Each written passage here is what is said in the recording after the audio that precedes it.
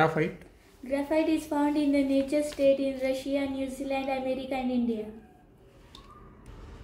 आता ग्राफाईट जो कार्बनचा second ॲलोट्रॉफिक form आपण डिस्कस करायलो, तर हा त्याच्या नॅचरल स्टेट म्हणजे नैसर्गिक स्थितीमध्ये कोणकोणत्या देशामध्ये आढळतो, म्हणजेच प्युअर फॉर्ममध्ये. तर ते आहेत रशिया, न्यूझीलंड, अमेरिका आणि India. The lead used in pencil is made by mixing graphite with clay. आणि जे आपण लीड पेन्सिल वापरतो, okay, so definitely we know की पेन्सिलमध्ये आपण लीडचा वापर करतो, ब्लॅक रंग. तर ॲक्च्युअल तो ग्राफाईटला क्लेसोबत मिक्स करून तयार केलेला मटेरियल आहे. This process was discovered by Nicholas Jacques Conte in 1795.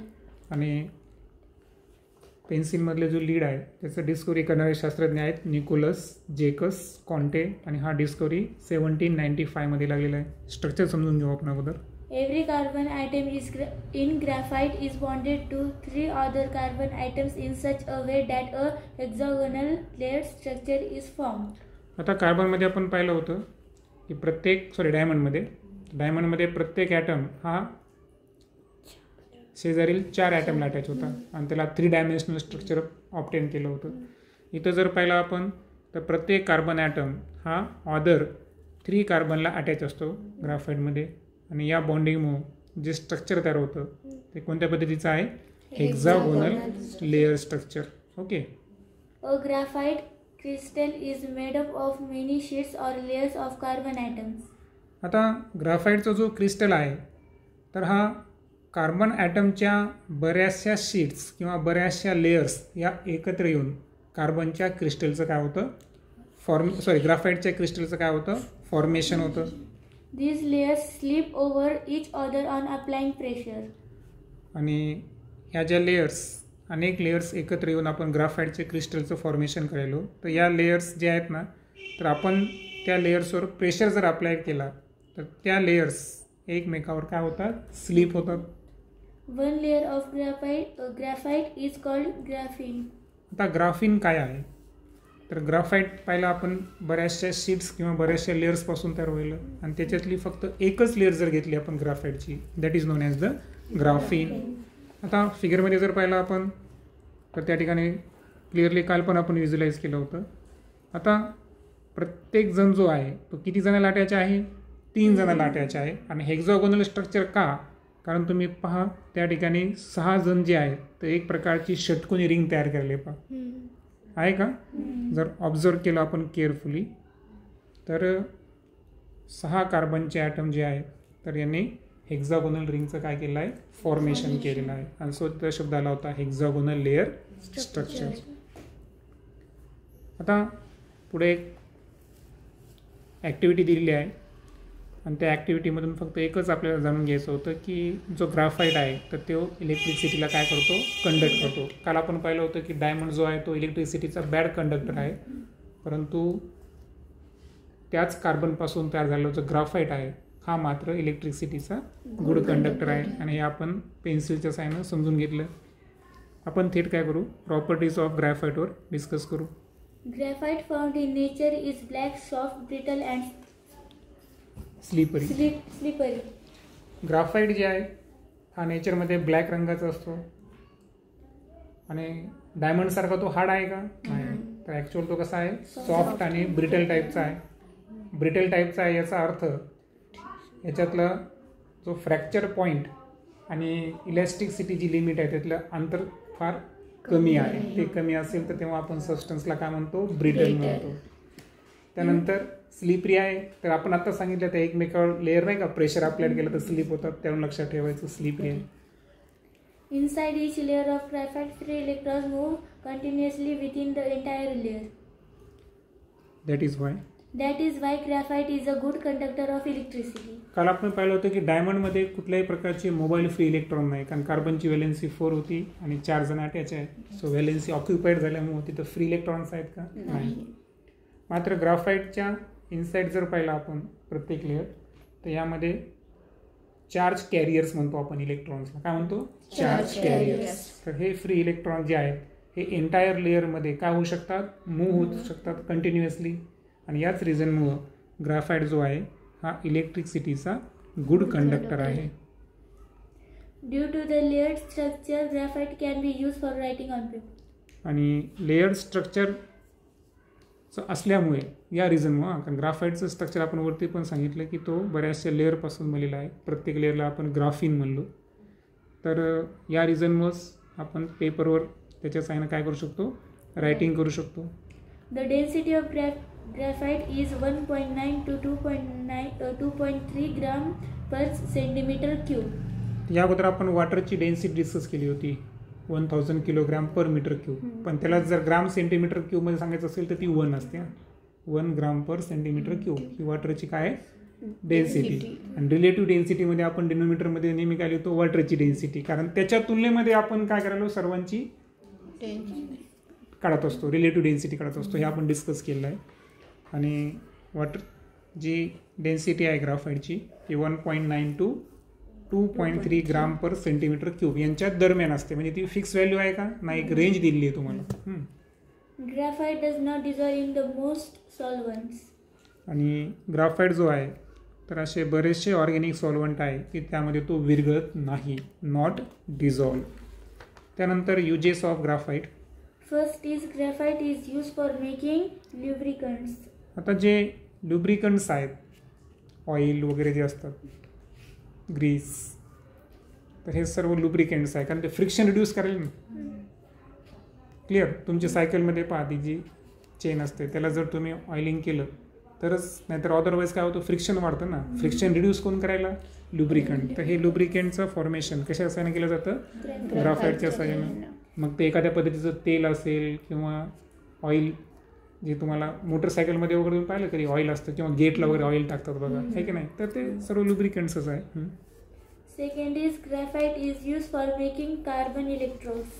आता एखादा सेल जर फोडला ना तुम्ही, पेन्सिल सेल किंवा ते रेडिओमध्ये वगैरे सेल वापरतात, तर आतमध्ये एक ब्लॅक रंगाची एक कांडी असते, त्याला आपण कार्बनची कांडी म्हणतो. That is the carbon electrodes. Third is graphite is used in pencils for writing. Discuss केलं आहे. Next. Fourth is graphite is used in paints and polish. आता सांगितलं की जे विविध पद्धतीचे पेंट्स असतात किंवा पॉलिशिंग मटेरियल असतात तर त्याच्यामध्ये सुद्धा ग्राफाईटचा यूज केला जातो. Last is graphite is used in arc lamps which give a very bright light.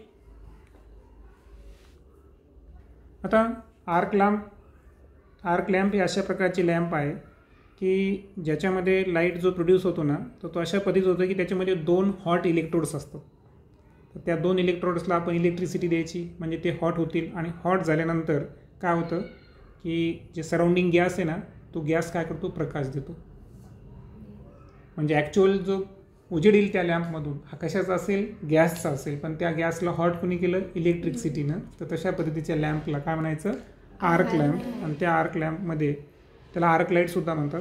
तर त्यामध्ये ग्राफाईटचा यूज केला असतो. आणि सांगितलं आहे व्हेरी ब्राईट लाईट जर ऑप्टेन करायचा असेल तर तशा पद्धतीच्या आर्क लॅम्पमध्ये ग्राफाईटचा यूज होतो. त्यानंतर कार्बनचा तिसरा ॲलोट्रॉपिक फॉर्म आहे फ्युलरन. Fullerene, an allotrope of carbon, is rarely found in nature.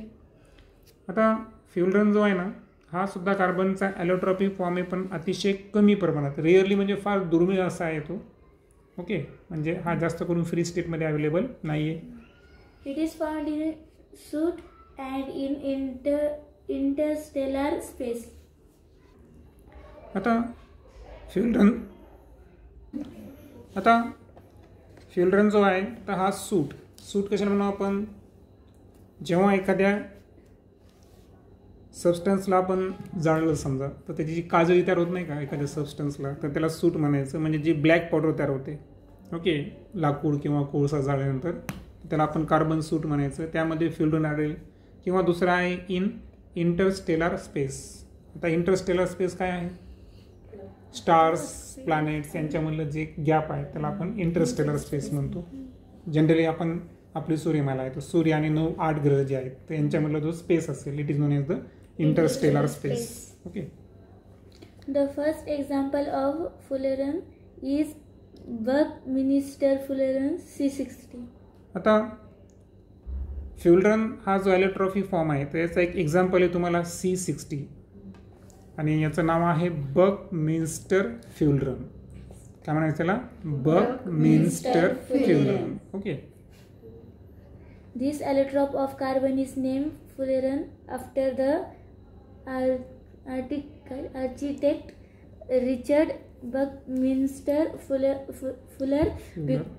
because the structure of C60 resembles the structure of the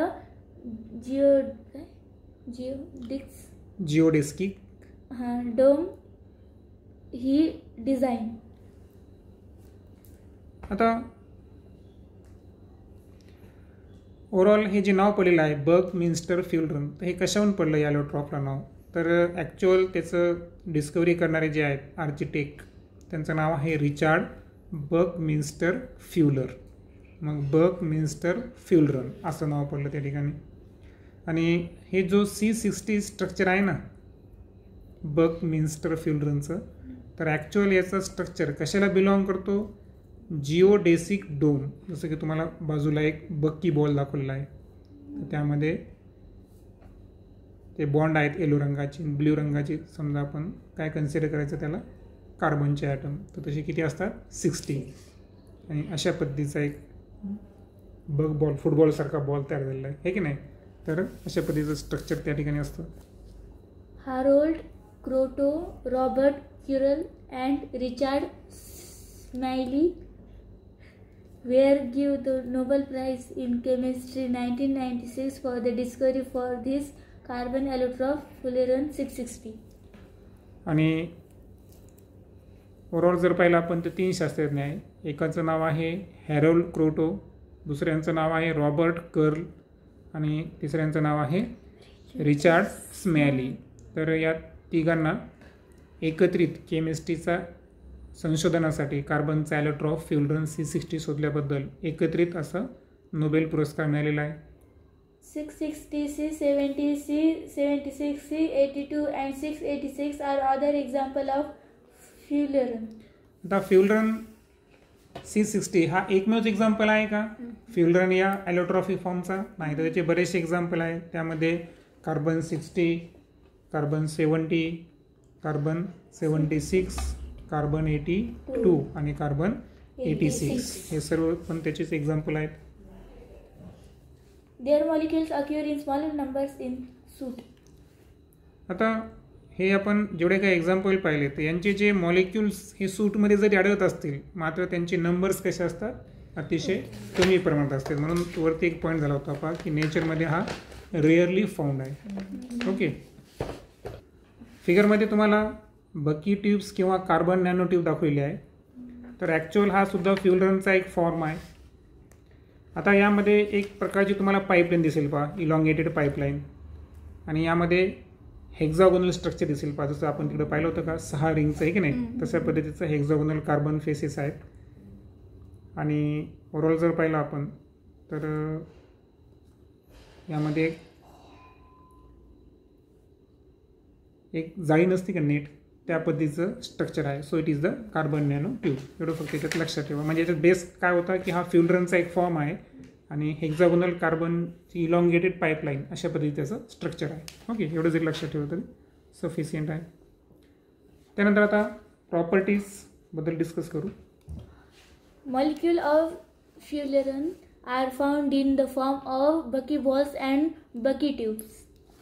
इथं आलेलं आहे पॉईंट्स की जे फ्युलरनचे मॉलिक्युल्स आहेत ते कशाच्या स्वरूपामध्ये असतात? तर ते असतात बकी बॉल्स किंवा बकी ट्यूबच्या स्वरूपात. There are 30 to 900 carbon atoms in one molecule of fullerene. आता फ्युलरनच्या एका मॉलिक्युलमध्ये कार्बन ॲटमची संख्या 30 पासून तर ते 900 पर्यंत असू शकते. Fullerene are soluble in organic solvents such as carbon disulfide, benzene. आता फ्युलरन जो आहे ना हा ऑर्गॅनिक सॉल्व्हंटमध्ये कसा आहे? सोल्युबल आहे. आणि त्या ऑर्गॅनिक कंपाऊंडची तुम्हाला नावं दिली आहेत. यामध्ये पहिला आहे कार्बन डायसल्फाईड ज्याचा फॉर्म्युला आहे CS2 आणि दुसरा आहे क्लोरोबेन्झीन ज्याचा फॉर्म्युला आहे C6H5Cl. that is known as the chlorobenzene. Next is uses of fuel runs. Fuel runs are used as insulators. आता फ्युल रन जे आहेत तर त्यांचा पहिला वापर आहे इन्सुलेटर्स. इन्सुलेटर्स कशाला आपण ज्याच्यामधून हीट अँड इलेक्ट्रिसिटी वाहत नाही. Bad conductor. Okay. Fuel runs are used as a catalyst in water purification. Catalyst कशाला म्हणतो आपण? रिॲक्शनचा जो रेट वाढवणारा सबस्टन्स आहे तर त्या सबस्टन्सला काय म्हणतो आपण? कॅटलिस्ट. क्लिअर? तर पहा फ्युल रन जो आहे तो वॉटर प्युरिफिकेशनमध्ये कॅटलिस्टचं काम करतो. कॅटलिस्ट अर्थात रिॲक्शनचा रेट फास्ट करणे. Okay. Next. At a certain temperature, fuel run exhibits superconductivity.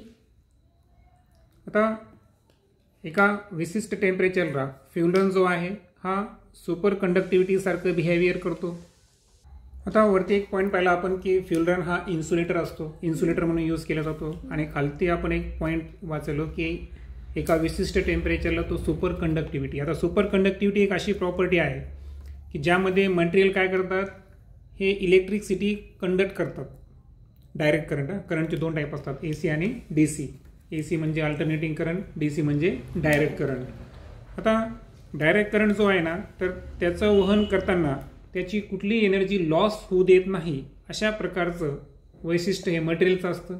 परंतु हे फीचर त्याच्यामध्ये केव्हा येतं माहिती आहे का, की जेव्हा त्याला आपण एका टेम्परेचरच्या बिलो कूल करतो आणि त्या टेम्परेचरला म्हणतो आपण क्रिटिकल टेम्परेचर.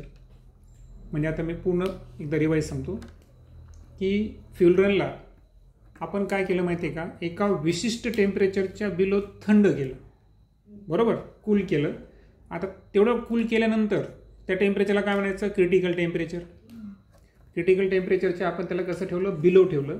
बिलो ठेवल्यामुळं काय झालं की त्याच्यामध्ये एक अशी ॲबिलिटी आली की डायरेक्ट करंट जो असतो ना, तुम्हाला माहिती आहे का डायरेक्ट करंट आपण का वापरत नाही माहिती आहे का, आपण घरामध्ये जो करंट वापरतो तो AC करंट आहे, कारण याचा लॉस होत नाही एका ठिकाणाहून दुसऱ्या ठिकाणी नेताना. पण DC करंट जो असतो हा डायरेक्ट करंट तो कुठे आहे माहिती आहे का, तुम्हाला लॅपटॉप माहिती आहे, लॅपटॉपमध्ये एक ॲडॅप्टर असतो बघा मध्ये, तर ते ACचं रूपांतर कशामध्ये करतो, DC मध्ये करतो. तुम्ही जर पाहिलं असेल तर त्याला कनेक्ट करताना.